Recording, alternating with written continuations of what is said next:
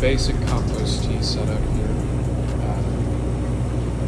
Probably like 20 gallons of water. And then I did like 10 cups of compost and maybe a half cup of some blackstrap molasses. Yes, it is time to look at that. Let's go look at that. So, over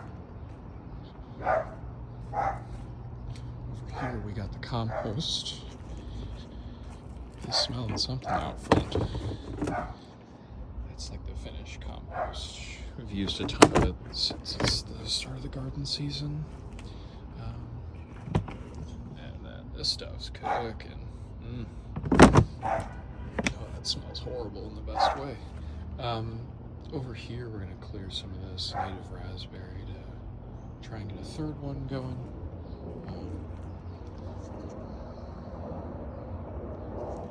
Got some pollinators going already.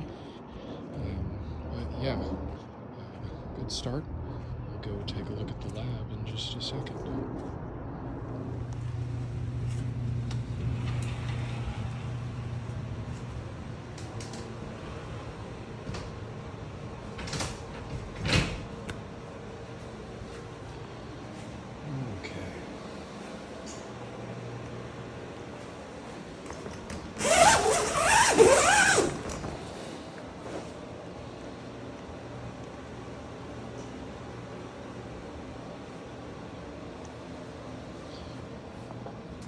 So here we've got what will be the outdoor pallet spread, which is Green Source Seed Co.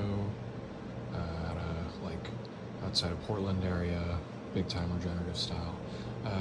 Bag clogger across with Berry cream cheese. This one's Swamp Hash out of the Upper Peninsula. Some of the sweetest guys. Family Blues. Before I get to that, the Swamp Hash folks, we raised their, what do you call it? The Day Old Coffee F3 last year. Holy shit, it was so fucking good. Like some of the most rancid terps while like having a true to coffee situation. Don't mind all these fungus gnats, just kind of what happens when you have this much soil and this much water going on. So we got Family Blues. This was the last one, last seed that I had. Raised this one in 2023. Beautiful blueberry muffin flavor. People talk about that Humboldt Seed Co. blueberry muffin. That was nothing compared to this. Really great expression of both the blueberry and also the, I believe it's the Blue Star that's in it, which is Blue Star Seed Co.'s main work that they do with the blueberry. Over here we got Flying Hawaiian crossed with Cherry Cream Savers. That one's Botanic Organics, also out of Michigan. Super great individuals, and honestly, some of the best, most underrated hash in the game. Like, if you can get your hands on a jar, do that shit.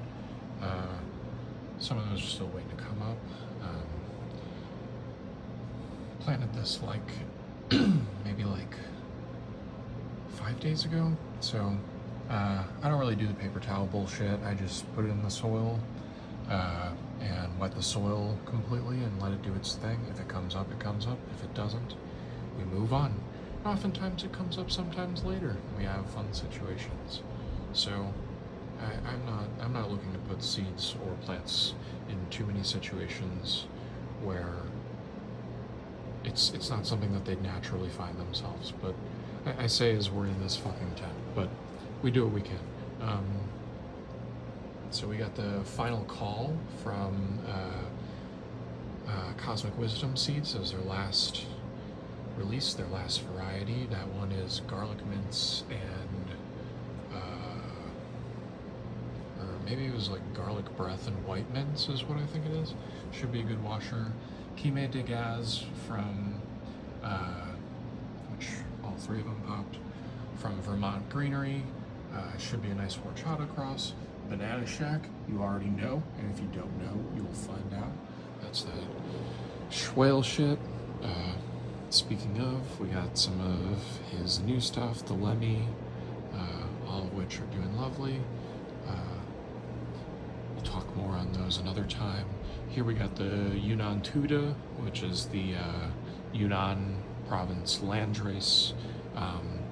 We'll talk more on this one, but essentially it's from the same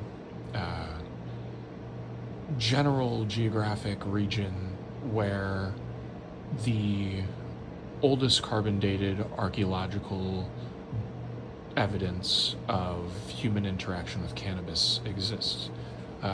Also has some beautiful trichome anatomy for washing. So some strawberry chocolate, Bloom Seed Co. Should be easy, you already know. You can't see the label, but these are some Blockberry F2s, still waiting on 2 of them to come up. This one is an F2 that's specifically Blockhead Seeds cut of Blockberry, crossed to the Super Boof cut of Blockberry, which is pretty cool. So, and then these are Blue Sploosh, which is a Rambutan cross with Stardog Hash Plant by my good friend Trichome Farmer out of Michigan. If you know about that Rambutan, you already know. All sorts of tomatoes and herbs and peppers and such, including some F2s that we made. Should be fun. These are all some surfer seeds, raspberry burger crossed with pink sherb. You're gonna see as we go along here that I need to work on transplanting, because I just need to put these fuckers deeper into the soil. They will love it much more. This one had 3 of them pop up. We'll see what happens. It'll be fun. I'm pretty sure all of those are actually Gorilla Conda R1s, Fresh Coast Seed Co. But yeah.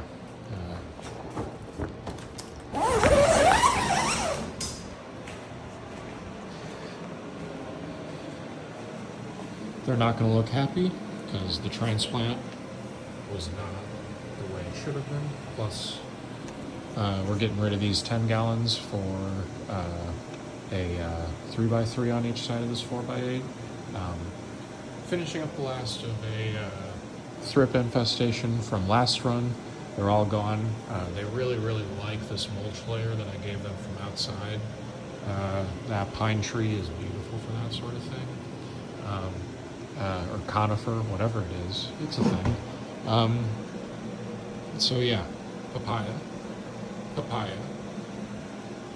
Mystery, but we'll figure it out. I'm almost certain that this one's a Merca, but we'll figure it out.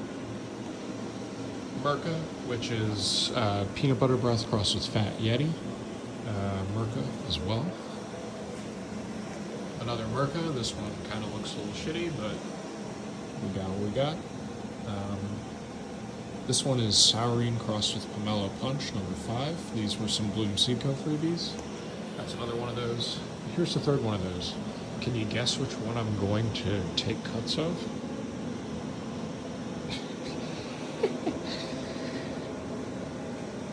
So yeah, for the thrips, just real quick, they'll show up on your leaves and start to create a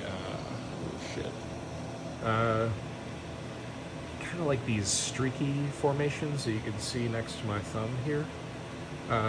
And they'll also put a bunch of their poop all over the leaves. If you look real close, you could also see that they'll also lay their eggs inside of the leaves.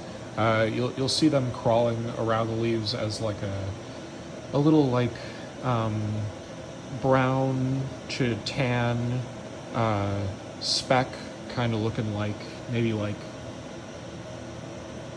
a third of a centimeter. I'll put up on the screen at some point, or put in a different video the exact measurement. But essentially, that's what an adult will look like. If it's a child or a larva, it'll look like that, but green. You just want to hunt the adults and larvae by hand, and then when it comes to the eggs, they'll end up falling off the leaves into the soil, and that's why it's good to have a mulch layer that kind of allows the any sort of beneficial bugs that you have going on to be able to make their way throughout. There was just one of them crawling throughout these leaves here, but I think the pillbug friend went back inside, which is cool. But yeah, so lacewing larvae, which came from these lacewing eggs, pretty much took care of it, along with these cards, which I clearly need to replace. But if you know about fungus gnats, you know about fungus gnats. Oh, and nematodes, specifically some of the sedentary ones that wait for the pest to come to them. But yeah, so this could be better. We're going to make it better. It is what it is.